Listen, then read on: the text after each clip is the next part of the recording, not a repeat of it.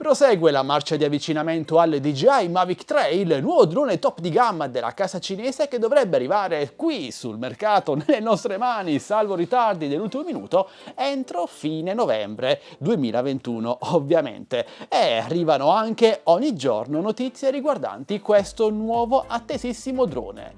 Buone e meno buone. Quella di oggi, ragazzi, ad esempio, non è affatto buona, almeno secondo il mio parere. È trapelata la notizia che il nuovo DJI Mavic 3 non utilizzerà più l'applicazione DJI Go 4 che ha sempre contraddistinto tutti i droni top di gamma della DJI, dal Phantom al più recente DJI Mavic 2 Pro e Mavic 2 Zoom. Dovremo utilizzare anche su questo nuovo drone top di gamma la solita ormai DJI Fly.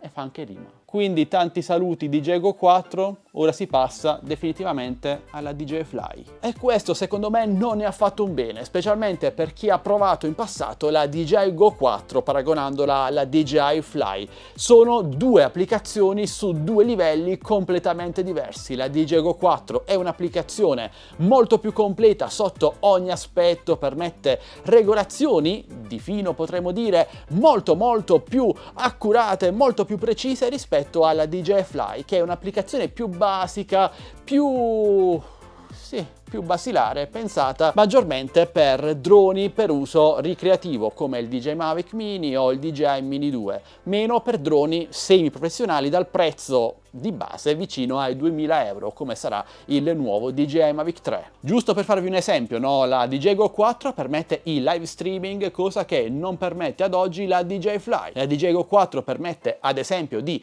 disattivare e attivare a proprio piacimento la VPU, magari quando vogliamo a bassa quota su specchi d'acqua, ed evitare incidenti. La DJI Fly invece non permette questa possibilità. La DJI Go 4 permette molte più regolazioni durante le Smart Fly e vi basterebbe provarle entrambe per rendervene conto, ad esempio durante la waypoint mode o per assurdo anche durante il ritorno a casa. E potrei continuare davvero per molti minuti, amici. La DJI Go 4 è di fatto un'applicazione molto più completa, è ideale per droni semi-professionali come la linea Mavic Pro.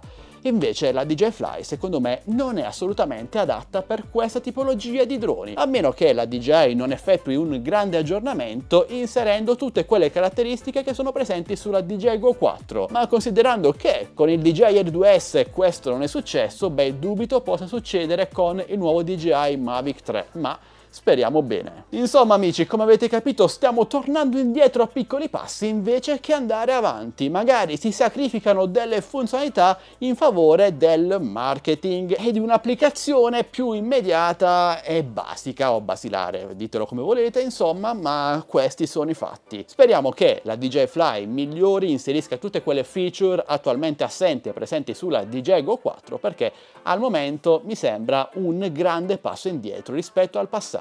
E questo lo ricordo ancora una volta nonostante l'aumento di prezzo della nuova serie DJI Mavic 3 che dovrebbe costare quasi 2000 euro per la versione base. Bene ragazzi, questo è tutto. Ora però voglio sapere la vostra opinione in merito a questa notizia. Trovate che la DJI Fly sia ad oggi un'applicazione valida o pensate che la DJI Go 4 sia ancora molte spanne superiore alla DJI Fly? Beh, parliamone insieme qui sotto nei commenti e per dubbi o domande non esitate nel chiedere. Io sono come sempre a vostra totale disposizione. E se questo video vi è piaciuto almeno un pochino così e volete supportarmi, beh, non fate mancare un bel like, un commento, una condivisione, iscrivetevi a questo canale e attivate la campanellina per non perdervi le notifiche dei miei nuovi prossimi video. Cos'altro aggiungere? Beh, stiamo a vedere e speriamo bene. Alla prossima, ciao ragazzi!